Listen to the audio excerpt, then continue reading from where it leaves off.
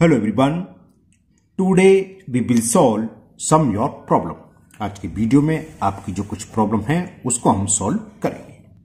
तो सबसे पहला क्वेश्चन है question number 31, chapter 1 class 9th R S. Agarwal math का, और ये हमें क्लास 9th का है आर.एस. अग्रवाल का, जो कि पेज नंबर 60 पर गिवन है। और इसको पूछा है एलजी माफिया गेमिंग, उनका कोई चैनल होगा एलजी माफिया गेमिंग नाम से। उन्होंने पूछा 6 का रूट कैसे हटेगा, 2 बार पावर क्यों लगा है, बताते हैं। देखिए क्वेश्चन 31 है, an irrational number between √2 and √3। √2 and √3 के बीच का एक इरेशनल नंबर फाइंड करना है ना। ये गया 31, an irrational number between √2 and √3। तो देखो दो, क्योंकि एमसीक्यू है, √2 √3 के बीच में कई सारे इरेशनल नंबर है। हमें वो अगर ये एमसीक्यू नहीं होता तो हम डायरेक्ट किसी मेथड से निकाल सकते हैं। हमें एमसीक्यू का भी ध्यान रखना है क्योंकि हमें आंसर मिलना चाहिए। तो एक जो इसमें आंसर दे रखा है वो किस मेथड से दे रखा है, देखो 2 नंबर जैसे ऊपर वाला था ना 5 और 6, दो कोई भी नंबर हो उनके बीच एक इरेशनल नंबर क्या होता है, under root product of both number. उन दोनों नंबर का मल्टीप्लाई करना, उसका स्क्वायर रूट निकाल लीजिए, वो एक इरेशनल नंबर होता है। क्योंकि यहां से रूट में दे रखा है तो इसी मेथड से निकाला है, तो इस हिसाब से क्या आंसर होगा इसका, क्या होगा। देखो सपोज करो ए बी 2 नंबर है, इनके बीच एक इरेशनल नंबर क्या होगा, under root product of both number, है ना। तो ये फॉर्मूला इसमें अप्लाई कर रहे हैं, तो क्या होगा अंडर रूट, तो देखो ये आया फॉर्मूले का ये। अब ए इंटू बी, अब यहां ए की वैल्यू क्या है, ये ए मानो और ये बी मानो, तो ए की वैल्यू क्या √2, तो इसके लिए डबल √2 है, √2 इंटू √3, ठीक है। तो एक तो रूट पूरा ये है, और √2 इंटू √3 कितना हो गया, √6। ओके, अब मल्टीपल चॉइस क्वेश्चन में देखा जाए तो इस तरह का आंसर एक डी में दे रखा है। वो इस तरह का कैसे, जो मान लो आपको रूट हटाते हैं तो पावर क्या होती है 1/2, तो हमने ऊपर वाला रूट है बड़ा वाला, तो ये पावर 1/2 हो गई। अब ये रूट है, इसको भी हटाएंगे तो 6 की पावर 1/2, और ये पावर 1/2 है।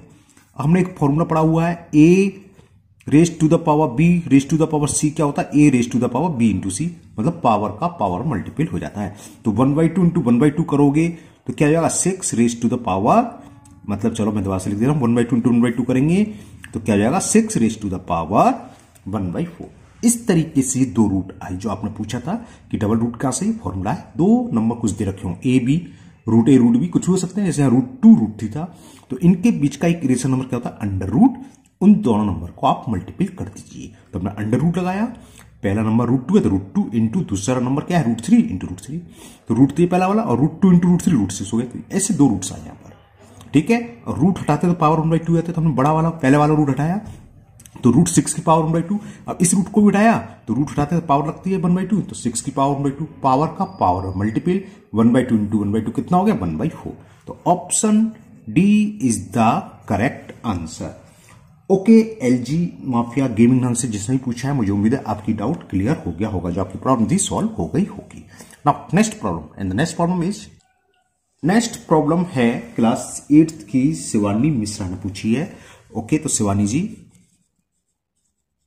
कोई क्वेश्चन नहीं है, उन्होंने एक चीज पूछी है इसलिए उनका नाम लिख दे रहा हूं, शिवानी मिश्रा जी। आपकी प्रॉब्लम आपने पूछा, वही सभी के लिए अच्छा है, अक्सर लोग कंफ्यूज जाते हैं। हम कहीं कहीं 100 मान लेते हैं और कहीं कहीं वेरिएबल एक्स मानते हैं। तो आपने यही पूछा है कि कहां 100 मानते हैं और कब एक्स मानते हैं। बहुत अच्छा क्वेश्चन है, चलिए अब समझाते हैं।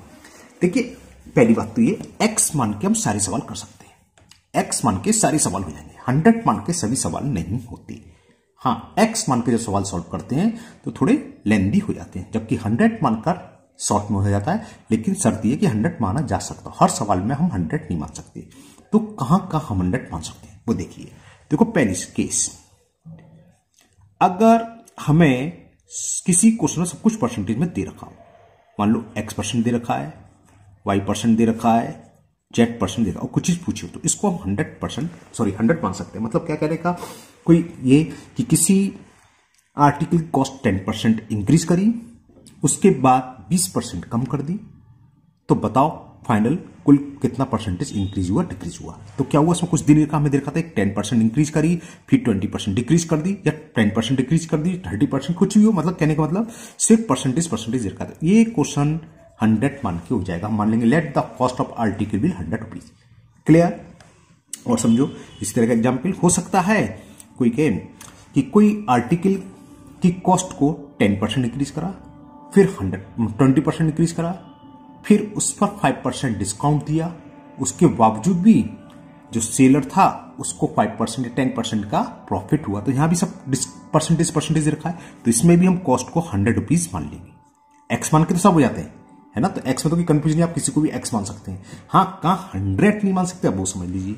अभी तो 100 मान का एक और केस है, ये तो हुआ सारे के सारे परसेंटेज में दे रखे हो तो 100 रुपीज माना जा सकता है। ओके, तो दूसरा केस क्या बनता है, ये तो सेम ही है, मैं 3 थे 4% बता दी क्या होता है। दूसरा केस ये है, मान लो ये दिखाओ कि कोई आर्टिकल है, उसका मार्क प्राइस जो था एक्चुअल प्राइस से 10% एवब प्रिंट करा और उस पर 10% डिस्काउंट दिया, 5% डिस्काउंट दिया, उसके बाद भी उसको 50 रुपीज का प्रॉफिट हो रहा है। कहने का मतलब क्या है, ये समझ लीजिए, 2 या 2 से 1 या 1 से अधिक मानो, 2 हो, 3 हो, 4 परसेंटेज दे रखो और एक न्यूमेरिकल वैल्यू दे रखी हो, जैसे ये था 2% में एक न्यूमेरिकल वैल्यू, तो ये क्वेश्चन भी 100 मानकर सॉल्व हो जाएगा। तो 100 मानकर सॉल्व समझ में आ गया हो। दो ही केस बनते हैं, या तो सब कुछ परसेंटेज में दे रखा हो, 5% है, 10% है, 20%, सब कुछ परसेंटेज में रखा हो, तो वो 100 मान का हो जाएगा 100%। इस केस में 100 मान के ही करना चाहिए, कैलकुलेशन इजी हो जाती है। ओके, शिवानी जी समझ में आ रहा है। हाँ, अगर आप एक्स मान के कर लेंगे तब भी सवाल सॉल्व होगा, तब भी करेक्ट आंसर आएगा, थोड़ा लेंथी हो जाएगा और कुछ नहीं। दूसरा केस, कुछ परसेंटेज दे रखी हो और एक न्यूमेरिकल वैल्यू दे रखी हो, जैसे बताया कि 10% एबव करा प्राइस को, 5% डिस्काउंट हुआ, उसके बावजूद उसे 50 रुपीज का प्रॉफिट हुआ। कहने का मतलब कुछ परसेंटेज में और एक न्यूमेरिकल वैल्यू दे रखी हो, तब भी ये 100 मानकर हो जाएगा। अब 100 कहां मान सकते हैं, समझिए, एक कंडीशन में हम 100 मानकर सवाल को सॉल्व नहीं कर सकते। वो केस क्या है, वो ये है, अगर हमें कुछ परसेंटेज में दे रखा हो कि 10% एवब प्रिंट करा, 10% डिस्काउंट दिया, उसके बाद उसे 50 रुपीज का फायदा हो रहा है, जबकि सेलिंग प्राइस 200 रुपए है या 100 रुपए या कुछ और लैंग्वेज हो, तो मैंने ऐसे बता दी। कहने का मतलब कुछ परसेंटेज में और एक से अधिक न्यूमेरिकल वैल्यू दे रखी हो, यहां तो एक ही थी 50 रुपीज या 50 और 200, तो ये 100 मानकर अप नहीं होगा। ये जिसमें इस कंडीशन में तो हमें सिर्फ एक्स ही मानना पड़ेगा, और इसके ऊपर की है आपकी चॉइस है, ये भी एक्स मान के सॉल्व होगा, ये भी एक्स मान के सॉल्व होगा। तो एक्स मान के सभी सवाल सॉल्व हो जाते हैं, 100 मानकर सारे सवाल सॉल्व नहीं होते। 100 केवल दो ही कंडीशन हो सकते हैं, या तो सब कुछ परसेंटेज में दे रखा हो, एक से अधिक परसेंटेज में, और न्यूमेरिकल वैल्यू सिर्फ एक हो। लेकिन अगर न्यूमेरिकल वैल्यू एक से अधिक है तो उस कंडीशन में तो एक्स मान के ही करना पड़ेगा। ओके, तो शालिनी मिश्रा जी, मुझे उम्मीद है आपकी ये प्रॉब्लम सॉल्व हो गई होगी, आपका अपना डाउट क्लियर हो गया होगा। Now next problem, the next question is question number 15 of exercise 12A class 7 RS Agarwal में, जो कि पेज नंबर 166 पर गिवन है। एंड और इसको पूछा है पीच पेस्ट नाम से किसी कोई चैनल होगा, उन्होंने पूछा है। चलिए करते हैं इसको। क्वेश्चन 15 है, a sum bedrock at 7 and 1/2% per annum, यानी कि कोई सम है, उसको 7 होल 1/2% पर एनम पर वो अमाउंट हो जाता है, बढ़कर हो जाता है 3,920 रुपीज इन 3 ईयर्स। टाइम दे रखा है 3 ईयर्स, अमाउंट दे रखा है इतना, रेट दे रखी है 7.5%। तो फाइंड द सम, यानी कि हमें प्रिंसिपल फाइंड करना है। चलिए करते हैं। तो यह हमें इस क्वेश्चन में रेट ऑफ इंटरेस्ट दे रखी है 7 होल 1/2%, यानी कितनी हो गई 7 to 14, 15/2%, या 7.5 भी ले सकते हो। ये रेट ऑफ इंटरेस्ट हो गई। अमाउंट हमें गिवन है 3,920 रुपीज, 3,920 रुपीज, और टाइम हमें गिवन है 3 ईयर्स, इन 3 ईयर्स। तो टाइम हो गया 3 ईयर्स। प्रिंसिपल पूछा है, तो देखो एक फॉर्मूला हमने पढ़ा हुआ है, अमाउंट इज इक्वल टू होता है P 1 + RT अपॉन 100। ये लगा दीजिए, आंसर आ जाएगा। अमाउंट की वैल्यू पुट कर दें, अमाउंट कितना है 3,920, P फॉर प्रिंसिपल यानी कि सम हमें फाइंड करना है, 1 + R, R कितना है 15/2 इंटू T कितना है 3, और अपॉन में क्या है 100, यानी कि इंटू 100 यहां आएगा। क्लियर? तो ये हो गया 3,920 is equal to p 1 plus 15 3 जा 45। इसे मैंने अभी कैंसिल नहीं करा, हालांकि कैंसिल हो रहा है 5 से, वो जरूरत नहीं, बाद में देख लेंगे। तो 3 हो गया 3920। एलसीएम कितना आएगा यहाँ 200, 1 का मतलब 1/1, 1 का डिवाइड 200 में करेंगे तो 200 टाइम्स किया, और 200 का 1 में मल्टीप्लाई करेंगे तो क्या जाएगा 200, 200 का 201 टाइम्स 1 का 45 में करेंगे 45। क्लियर? तो क्रॉस मल्टीप्लाई होगा, यानी कि 3920 इंटू 200 यहां जाएगा, और यहां क्या बचा P इंटू 200 प्लस 45 कितना जाएगा 245। तो प्रिंसिपल निकला यहां से, सम क्या हो जाएगा 3920 इंटू 200 अपॉन 245 अपॉन में आएगा यहां 245। ओके, इसको हम कैंसिल करते हैं, ये दोनों देखो लास्ट में 5 0 5 से कैंसिल हो जाएंगे, 5 4 जा 20, 5 9 जा 45। क्लियर? 5 4 जा 20, 4 5 45, 5 9 जा 45। चलो 5 से कैंसिल हो तो 5 4 जा 0। अब ये देखें 7 से कैंसिल हो रहा है 7 7 जा 49, 7 5 जा 35, 4 कैरी 4 2 जा 42, 7 6 जा 42। ये 7 से फिर वो 7 1 7, 7 8 जा 56 0। तो प्रिंसिपल कितना हो गया 8 4 जा 32, 1 0 ये 1 0 ये 2 0। तो सम कितना हो गया 3200 रुपीज।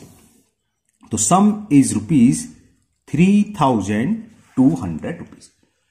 ओके, तो मुझे उम्मीद है ये आपको जिसकी भी प्रॉब्लम थी उसको बहुत अच्छे से समझ में आ गई होगी। नाउ नेक्स्ट प्रॉब्लम, और नेक्स्ट क्वेश्चन है question number 10 exercise 14B class 8 RS accord math, जो कि पेज नंबर 183 पर गिवन है। And the question is, question number 10, in a regular polygon. Regular polygon क्या होता है? जिसकी ईच साइड्स और ईच इंटीरियर एंगल सेम होते हैं, वो रेगुलर पॉलीगन कहलाते हैं ना।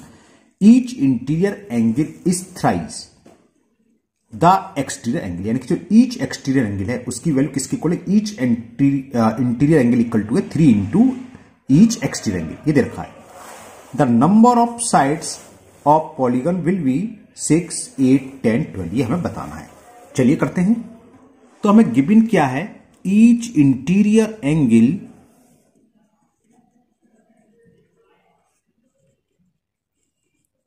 इज इक्वल टू थ्राइस, मतलब 3 टाइम्स, यानी कि 3 इंटू, और किसके? Each exterior angle. बस हो गया, ये वैल्यू फॉर्मूला पुट कर दो।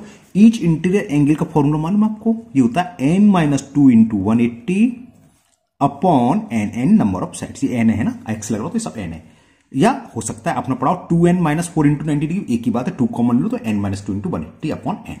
ये तो हो गया each interior angle, sorry. 3 into each exterior angle. Each exterior angle क्या होता है? 360 अपॉन n। ये ईच एक्सटीरियर एंगल की वैल्यू है, समझ लो, ठीक है। और 3 का मल्टीप्लाई थ्राइस का मतलब 3 टाइम्स। तो देखो अपॉन में n, अपॉन में कैंसिल हो जाएगा, तो ये क्या हो गया n-2 इज इक्वल 3 इंटू 360, और ये 180 इंटू में तो अपॉन में आ जाएगा यहाँ, ये हो गया 180। 0 से 0 18 बन जा, 18 2 जा, तो n-2 इक्वल टू 3 2 जा 6। अब लेफ्ट हैंड साइड से -2 राइट हैंड साइड में जाएगा, तो माइनस जब लेफ्ट से राइट में मूव होगा तो ट्रांसफर होगा तो क्या होगा? प्लस का हो जाएगा, साइन चेंज हो जाते हैं, तो ये हो गया प्लस का 2। तो 6 + 2 कितना हो गया? 8। तो n यानी कि नंबर ऑफ साइड्स हो गई 8, जो कि हमें ऑप्शन बी में गिवन था। तो option B is the correct option. Okay, तो आज के वीडियो में इतनी प्रॉब्लम थी। मुझे उम्मीद है जिन लोगों ने भी अपनी प्रॉब्लम पूछी थी उनके डाउट क्लियर हो गए होंगे। इसी तरह आप अगर पहली बार वीडियो देख रहे हो और आपका कोई डाउट हो तो आप कमेंट बॉक्स में कमेंट करें, मैं उसको दूर करने की पूरी कोशिश करूंगा। अगर आप लोग पहली बार चैनल पर आए हो तो चैनल को सब्सक्राइब करना ना भूलें, साथ ही साथ बेल आइकन जरूर प्रेस करें, जिससे आगे जो भी वीडियो अपलोड होगी उसका नोटिफिकेशन आपको मिल जाएगा और वो वीडियो आपकी मिस नहीं होगी। इस वीडियो को अपने दोस्तों को भी शेयर करें, जिससे कि वो भी इसका फायदा उठा सकें। फिर मिलते हैं नेक्स्ट वीडियो में। Thank you, have a nice day.